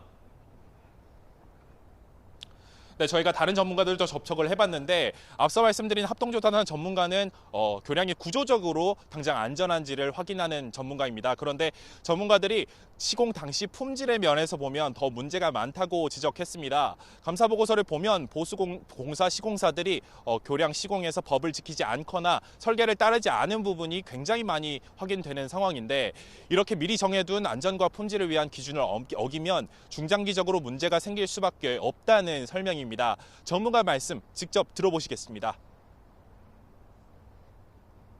시방서라는 것은 기본적으로 어떤 안전이라든지 품질을 미리 문제를 갖다 예상을 하고 그런 문제를 예방하기 위해서 나온 게 시방서라는 거 기준이거든요. 근데 그런 시방서에 따라서 하지 않았다는 것은 결국은 충분히 어떤 하자가 발생할 수도 있는 거고. 특히 품질 관리에 있어서는 시공사뿐만 아니라 관리 감독하는 서울시 책임도 큰데요.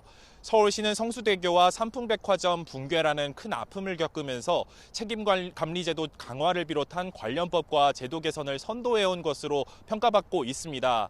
그런데 그런 서울시가 이런 모습을 보였다는 것에 대해서 업계 관계자와 전문가들은 믿기지 않는다는 반응이었습니다.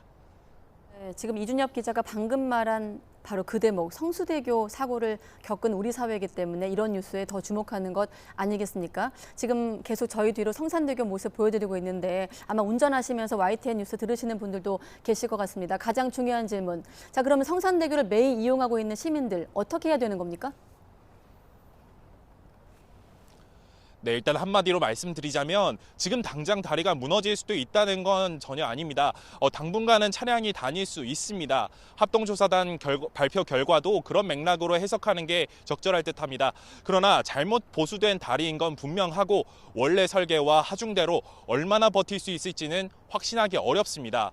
그래서 모든 구간을 다시 들여다보고 또 앞으로도 계속 지켜봐야 한다는 게 합동조사단을 포함한 전문가들의 결론입니다.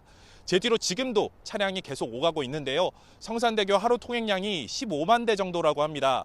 한남대교 다음으로 한강 다리 가운데 두 번째로 통행량이 많은 곳입니다. 보도가 나오고 나서 담당 부서에서 취재진에 해명하기를 지난해 합동조사 당시에 성산대교를 다녀도 되는지 결론을 서둘러 내야 하는 입장이었다고 하더라고요. 중요한 다리인 만큼 서울 시민들의 불안감을 빨리 해소해야 했던 부분은 이해할 수 있습니다. 하지만 이러한 문제를 여전히 안고 있는 부분에 대해서는 전혀 언급하지 않은 채 안전하다고만 설명한다면 오세훈 시장이 앞장서서 꾸린 합동조사단과 엄격한 감사의 취지도 퇴색될 수밖에 없는 것 같습니다. 시민들 안전 위해서라도 추가 취재 필요할 것 같은데 앞으로 취재 기획 계획은 어떻게 됩니까? 네, 일단 서울시에서 이렇게 엉망진창으로 공사 관리를 했는데 다른 공사들은 문제없이 진행했는지 한번 확인할 필요가 있어 보입니다. 또 균열이 간 바닥판을 만든 업체가 서울과 전북의 다른 다리 공사에 납품했을 때도 비슷한 문제를 일으켰던 사실을 파악했는데요. 서울경찰청에서 성산대교 공사 관련 수사를 진행하고 있어서 관련 취재도 계속 이어가겠습니다. 지금까지 성산대교 앞에서 YTN 이준엽입니다.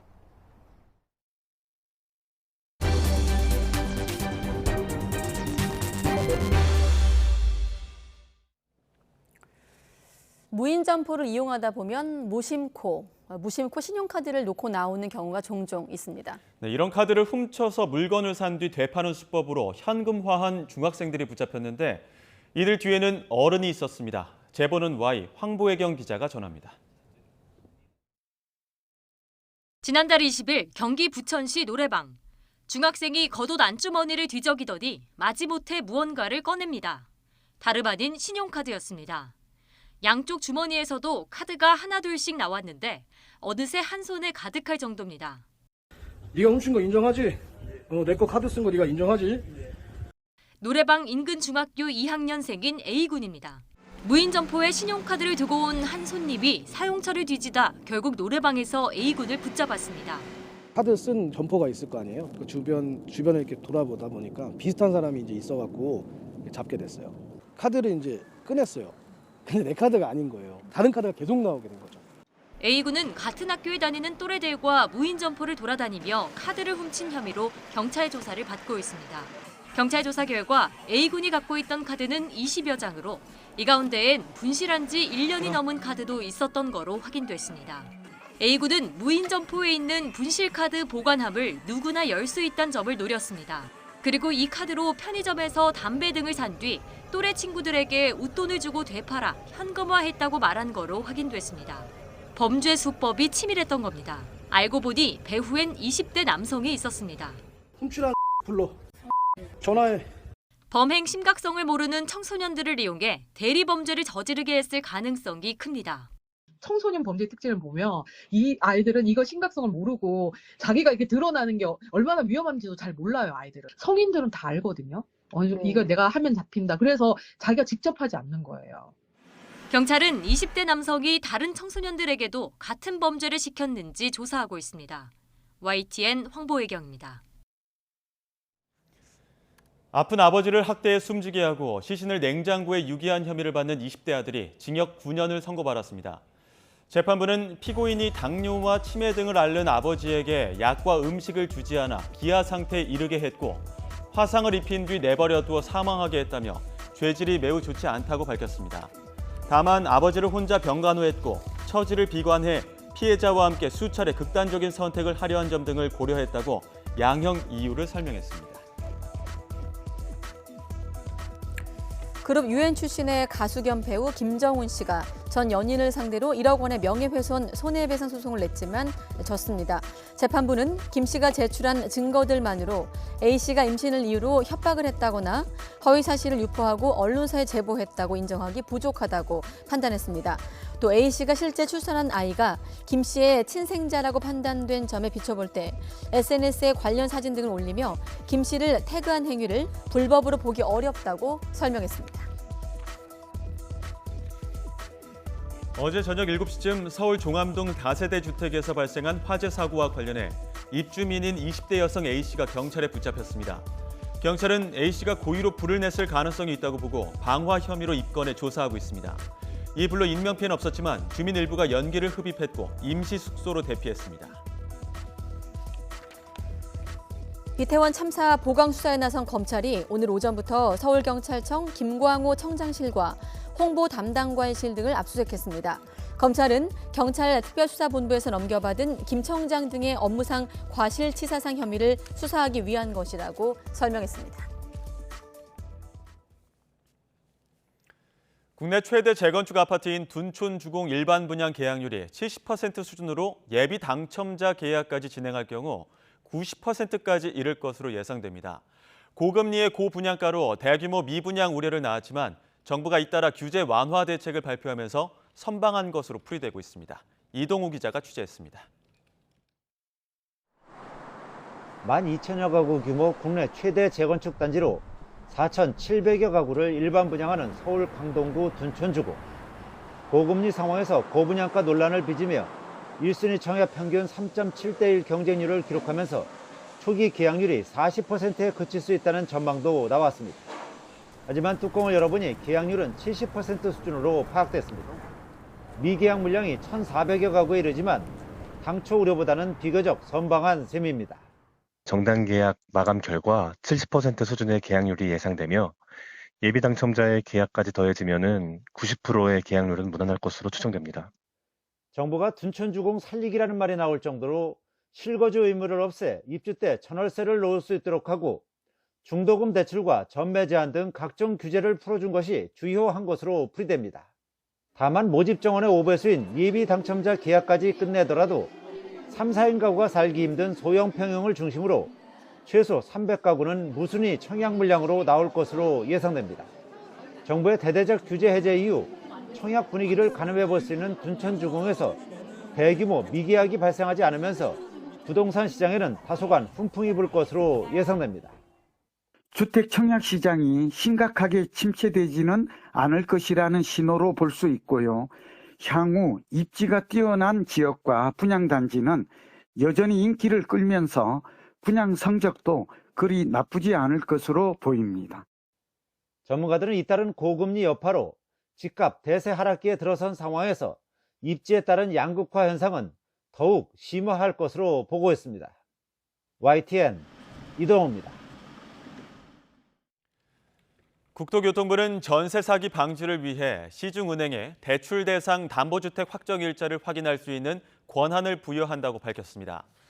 국토부는 오는 30일부터 전국 우리은행 710여 개 지점에서 주택담보대출 신청인인 임대인의 정보 제공 동의를 받아 대출 심사 과정에서 확정 일자 정보를 확인하는 시범 사업을 진행합니다. 현재 주택담보대출로 발생하는 저당권 설정 등기는 즉시 효력이 발생하지만 세입자는 확정 일자를 받아도 법적 효력이 그 다음 날 발생하는 점이 문제로 지적돼 왔습니다. 취업난 등 극심한 경쟁을 견디지 못하고 고립 생활을 택한 청년이 서울에서만 13만 명에 육박한다는 조사 결과가 나왔습니다. 최소 6달 넘게 세상 밖으로 나오지 않는 은둔형 외톨이도 3만 명이 넘습니다. 고립 은둔 청년들의 실태를 차유정 기자가 취재했습니다.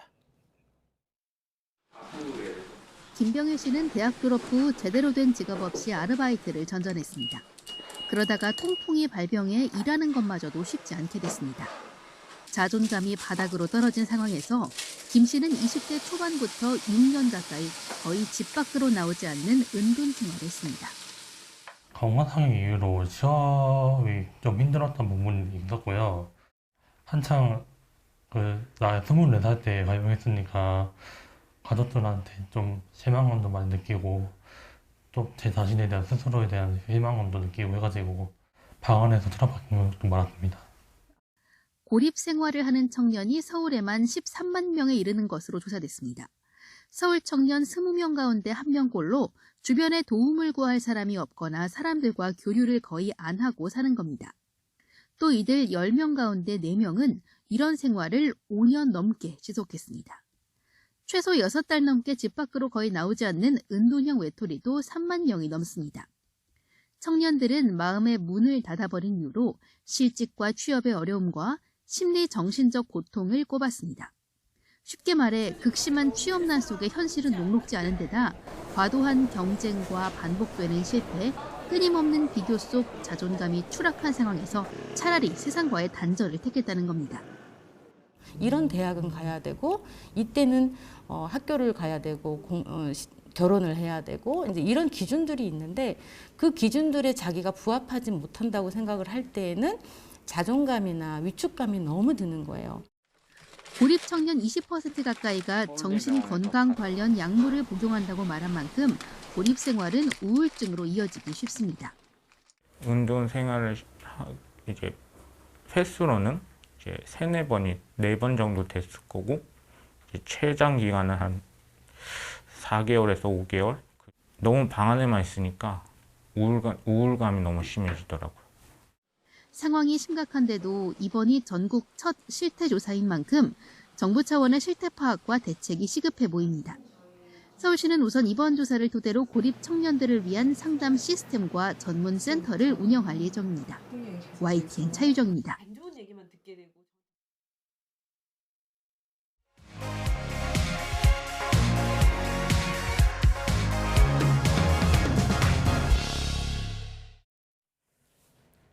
네, 5.18 민주화운동 단체 임원들이 어제 국립서울현충원에 있는 5.18 당시 계엄군의 묘역을 참배했습니다.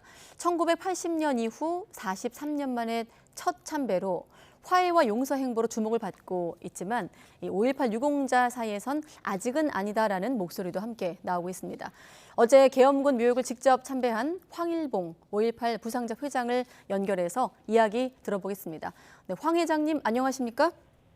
예, 안녕하십니까. 저는 공업단체 5.18 민주화운동 부상자의 회장 황일봉입니다. 네, 참고로 5.18 부상자 회장이시고 전남대 재학 당시에 1년간 투옥이 돼서 5.18 유공자로 인정받은 사실도 한번 확인을 하겠습니다.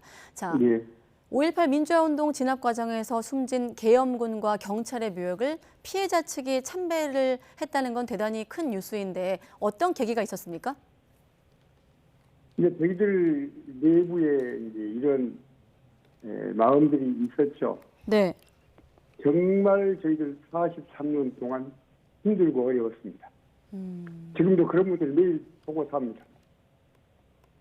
네, 내부의 분위기가 있었다. 네, 말씀해 주시죠. 예.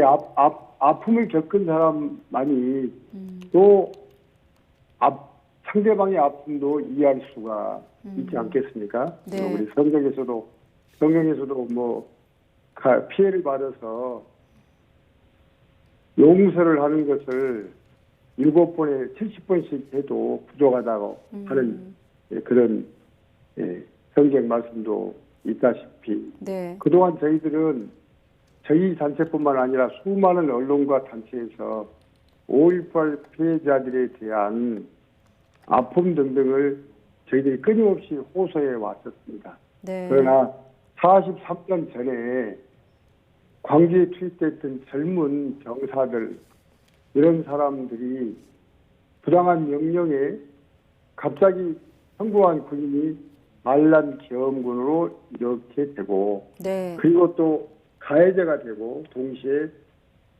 80년 5.18에 고향에 계신 부모님들 형제들을 이렇게 폭력행위로 진압했다는 것 때문에 네. 많은 양심적인 가책으로 트라우마를 겪고 있다는 이런 일개 평범한 병사들의 이야기를 듣고서 네. 굉장히 가슴이 아팠습니다.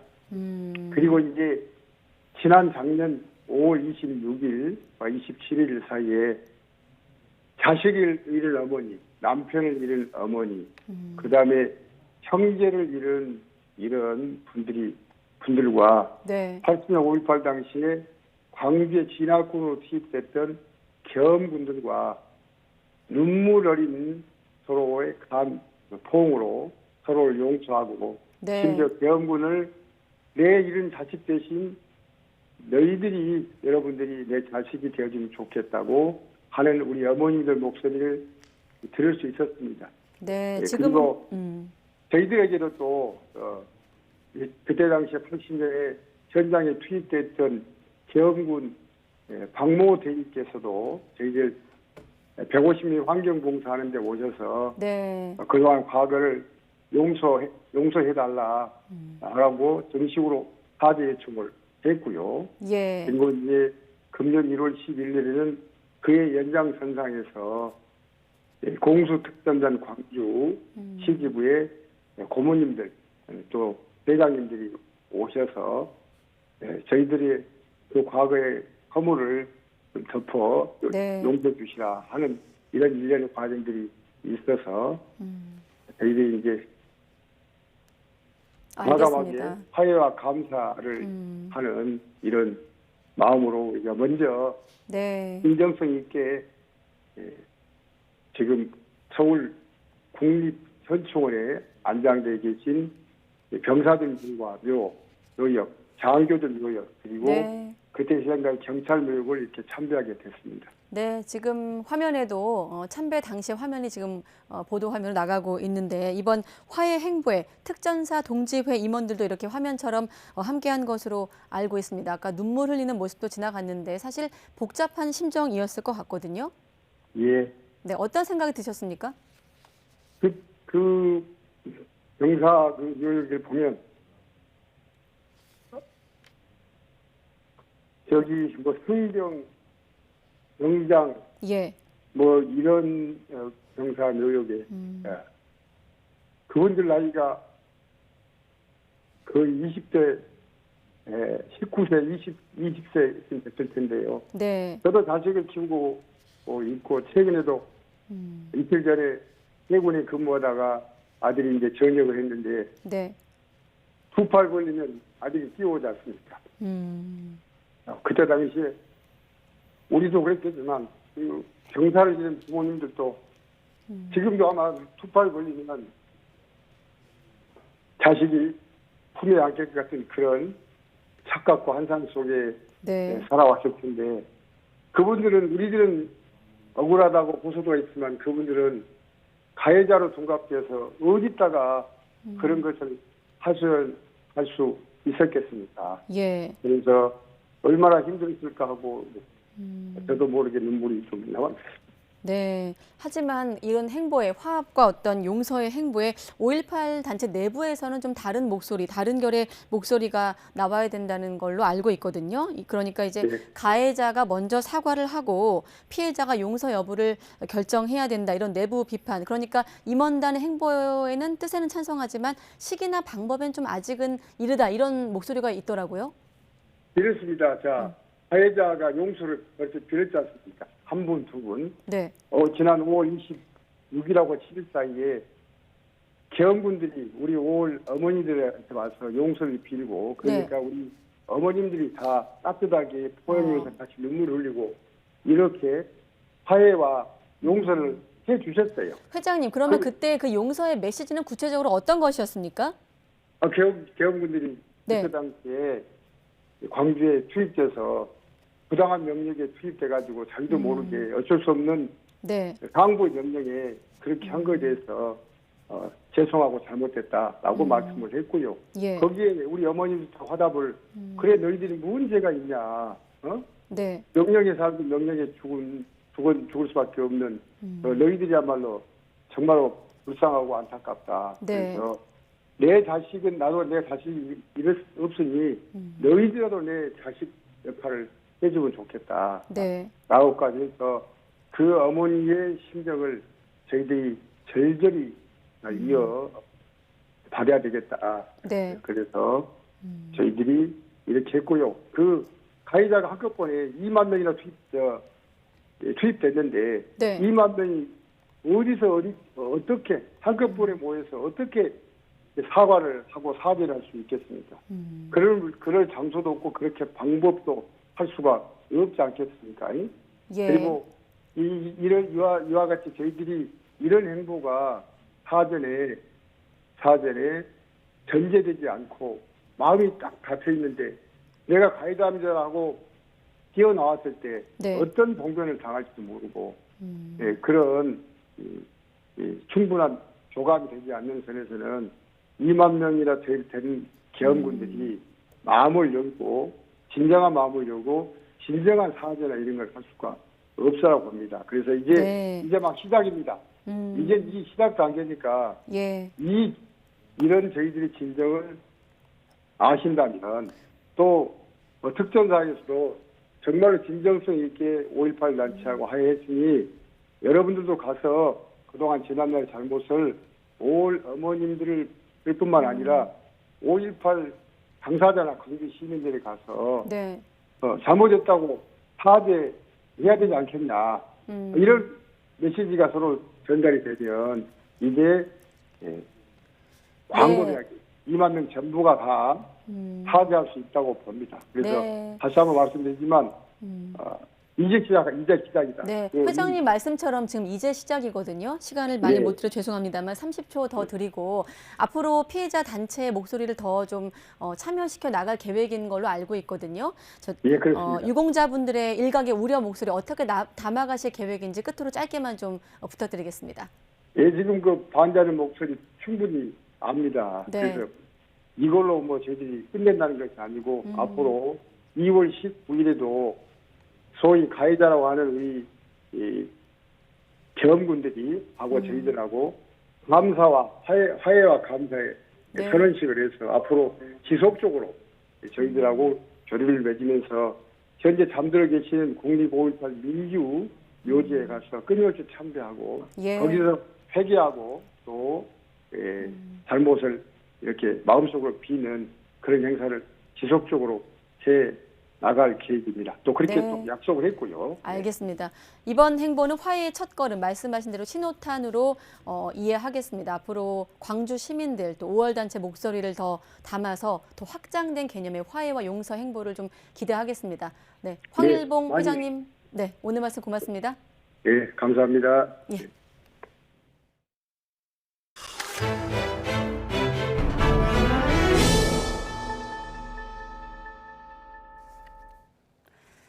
조 바이든 미국 대통령이 일본에 이어서 네덜란드 총리와의 정상회담에서도 중국에 대한 반도체 장비 수출 통제를 논의했습니다. 대중경제연합전선의 총력을 기울이고 있는 분위기인데 이와 관련해 주미 일본 대사는 향후 몇 주 안에 진전을 기대한다고 말하기도 했습니다. 김원배 기자의 보도입니다. 조 바이든 미국 대통령과 마르크 류트 네덜란드 총리가 백악관에서 정상회담을 열고 미국이 지난해 10월 발표한 중국에 대한 반도체 장비 수출 통제 조치에 대해 논의했습니다. 네덜란드에는 세계적인 반도체 노광 장비 생산업체인 ASML이 있어 네덜란드의 동참이 필수적입니다.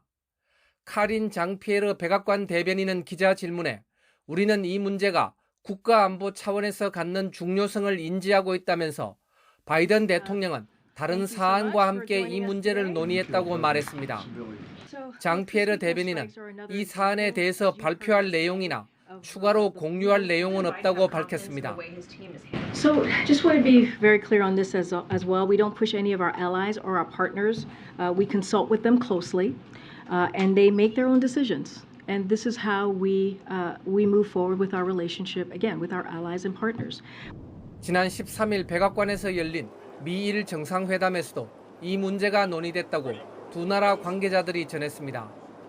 커트 캠벨 백악관 국가안보회의 인도태평양 조정관은 바이든 대통령은 기시다 총리에게 반도체 수출 통제 문제에 대해 주의 깊게 연구했고 적절하게 대응하고자 한다는 뜻을 전달했다고 말했습니다. 캠벨 조정관은 우리 모두 만족했고 대화는 매우 건설적이었다고 생각한다고 설명했습니다. 그러면서 경제 안보 문제에 있어서는 공조가 효과적으로 이루어졌다는 것을 확실히 하는 것이 중요하다고 강조했습니다. 도미타 고지 미국 주재 일본 대사는 우리는 이 문제에 매우 긴밀하게 협력하고 있다며 산업계와도 긴밀하게 협력할 필요가 있다는 점에서 이는 매우 복잡한 문제라고 지적했습니다. 이어 그렇지 않을 경우 이는 지속 가능하지 않다며 기술뿐 아니라 경제적 측면에서 접근이 조심스럽게 진행 중이며 앞으로 몇 주 안에 이 문제와 관련해 진전이 이루어지기를 기대한다고 분위기를 전했습니다. YTN 김원배입니다. 윤덕민 주일 한국대사가 강제 동원의 피고인 일본 기업이 사과와 함께 판결금 지급을 대신할 재단에 참여할 것을 거듭 촉구했습니다. 윤 대사는 마이니치 신문과 인터뷰에서 피해자들은 일본 기업과 직접 만나 사죄를 받는 것을 원하고 있다면서 우리나라가 강요할 수 있는 입장은 아니지만 자발적으로 일본 기업이 자금을 내는 것도 화해의 한 방법이 될 거라고 밝혔습니다. 우리 정부가 재단을 통해 강제동원 피해자에 대한 배상금 지급을 추진하고 있는 가운데 일본 정부는 지급 이후부터 일본 기업의 변제를 요구하지 말 것을 강조하고 있는 것으로 나타났습니다. NHK는 일본 정부가 재단이 원고에게 지급을 끝낸 뒤 일본 기업의 변제를 요구하지 않는다는 것을 담보하는 것이 불가결하다고 보고 있다고 보도했습니다. 이는 자국 기업의 재단 참여가 한국 대법원의 판결을 받아들이는 것이 아니라는 점을 명확히 하기 위한 의도로 해석되고 있습니다. 미국 중간선거에서 낙선한 공화당 후보가 민주당 정치인 자택 등에 총력을 가하도록 사주한 혐의로 체포됐습니다. 이 후보는 선거에서 압도적인 표차로 지고도 선거가 조작됐다고 주장해온 것으로 나타났습니다. 워싱턴 권준기 특파원의 보도입니다. 미국 뉴멕시코주 하원 선거에 공화당 후보로 나섰던 솔로몬 페냐가 중무장한 경찰 특공대에 체포돼 압송되고 있습니다. 지난해 11월 중간선거 패배 이후 선거관리당국 간부와 민주당 정치인 집에 총을 쏘도록 사주한 혐의로 붙잡힌 겁니다. Solomon Pena reached out and contracted someone for an amount of cash money to commit at least 2 of these shootings. The addresses of these shootings were communicated over phone. 주택 외벽에 선명하게 남은 총알 자국들. 페냐 전 후보의 사주를 받은 일당은 탄창 8개를 다 쓸 때까지 총기를 난사하기도 했습니다. 민주당 로페즈 주 상원의원 자택을 공격할 당시엔 페냐 전 후보가 직접 자동 소총을 들고 나타났습니다. 4차례 공격 모두 인명피해는 없었지만 로페즈 의원 집에선 10살 난 딸의 방에 총알 3발이 날아들었습니다. They were dangerous attacks not only to these individuals, which is personally the most terrifying for them, but fundamentally also to democracy. That is why this is so terrible. 트럼프 강성 지지자를 자처한 페냐 전 후보는 지난 중간선거에서 민주당 후보에게 26대 74%의 압도적 표차로 패배했습니다.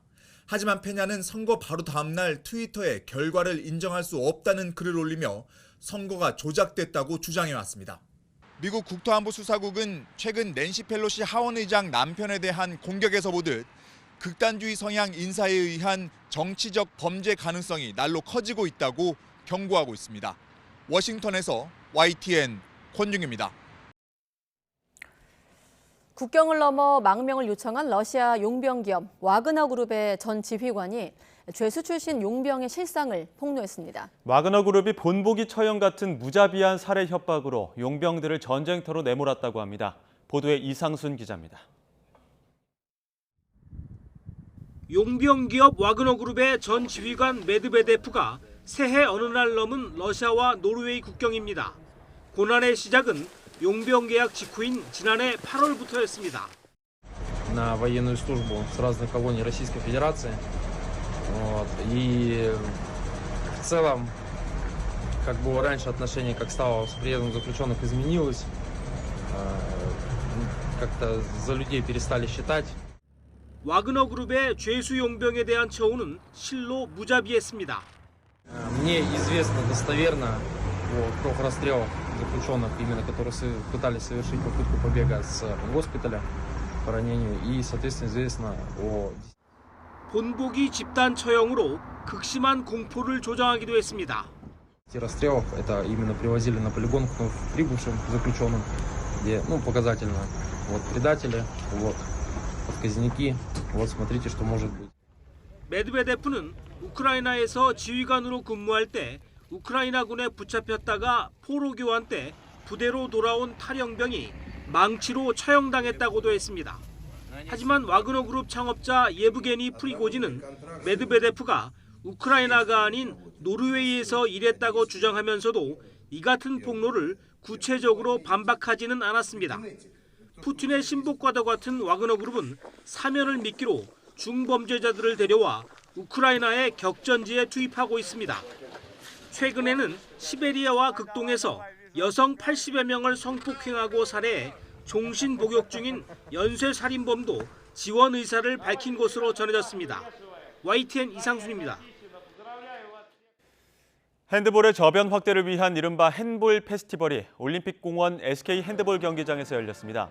핸볼은 핸드볼을 쉽게 접할 수 있도록 만든 학교형 스포츠로 대한체육회의 유소년 스포츠 기반 구축 사업의 하나로 개발됐습니다. 오늘은 강추위가 다소 누그러지면서 바깥 활동하기 한결 수월했습니다. 내일 아침 출근길에도 예년 이맘때 수준의 겨울 날씨가 이어지겠는데요.